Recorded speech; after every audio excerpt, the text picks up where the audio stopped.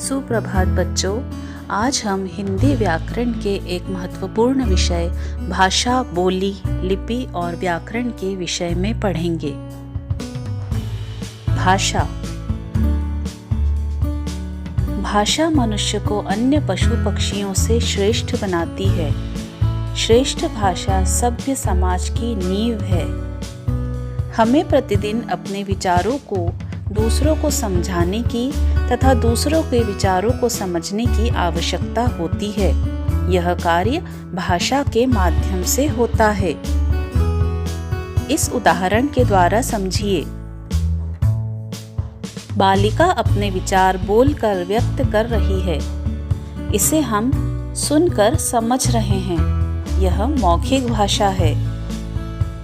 सिपाही संकेतों द्वारा चौराहे पर यातायात का संचालन कर रहा है। इसे हम देखकर समझ सकते हैं। यह सांकेतिक भाषा है। भाषा की परिभाषा। भाषा वह माध्यम है जिसके द्वारा मनुष्य अपने विचारों व भावों को दूसरों तक पहुंचाता है तथा उनके विचारों व भावों को जान सकता है। भाषा के रूप। भाषा के मुख्यतः दो रूप होते हैं, लिखित भाषा तथा मौखिक भाषा। लिखित भाषा। जब हम अपने विचारों को लिखकर व्यक्त करते हैं अथवा दूसरों के लिखे हुए विचारों को पढ़कर समझते हैं तो भाषा का यह रूप लिखित भाषा कहलाता है। उदाहरण: समाचार पत्र, पत्रिकाएं, पाठ्य पुस्तकें, पत्र, फैक्स, ईमेल आदि भाषा के लिखित रूप हैं। मौखिक भाषा। जब हम किसी व्यक्ति से वार्तालाप करते हुए विचारों का आदान प्रदान करते हैं तो भाषा का यह रूप मौखिक भाषा कहलाता है। उदाहरण: रेडियो या टेलीविजन पर कुछ सुनना अथवा टेलीफोन पर बातचीत करना भाषा का मौखिक रूप है। भारत की राष्ट्रभाषा। हिंदी भाषा का प्रयोग भारत में सर्वाधिक होता है। अतएव हिंदी भाषा को भारत की राष्ट्रभाषा घोषित किया गया।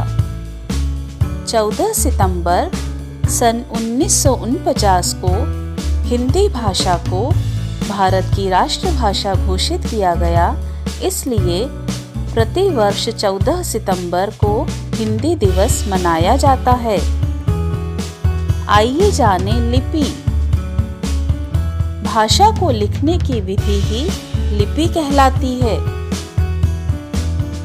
अर्थात किसी भाषा को लिखने में प्रयोग किए जाने वाले चिन्हों को उस भाषा की लिपि कहा जाता है।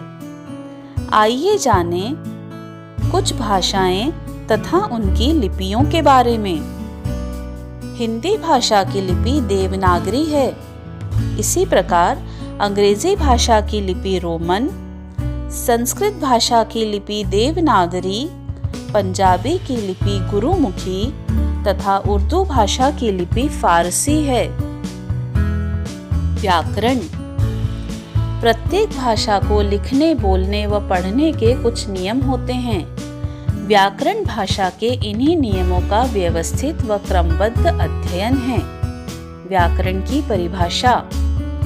व्याकरण वह शास्त्र है जो भाषा को शुद्ध रूप से बोलना, लिखना और पढ़ना सिखाता है। नीचे लिखे उदाहरण के द्वारा समझिए। निधि नृत्य कर रहा है। इस वाक्य में लिंग संबंधी त्रुटि है। निधि नृत्य कर रही है। यह वाक्य का सही रूप है। अतः हम कह सकते हैं कि किसी भाषा को जानने के लिए उसके व्याकरण का ज्ञान प्राप्त करना आवश्यक है। इस वीडियो से हमने सीखा अपने विचारों व भावों को दूसरों तक पहुंचाने का सशक्त व एकमात्र साधन भाषा है। भाषा मौखिक और लिखित दोनों रूपों में प्रयुक्त होती है। हिंदी भाषा भारत की राष्ट्रभाषा है। भाषा को लिखने में प्रयोग किए जाने वाले निर्धारित चिन्हों को लिपि कहते हैं। हिंदी भाषा देवनागरी लिपि में लिखी जाती है। भाषा को नियमों में बांधकर शुद्ध, सार्थक व सुंदर बनाने वाला शास्त्र व्याकरण कहलाता है।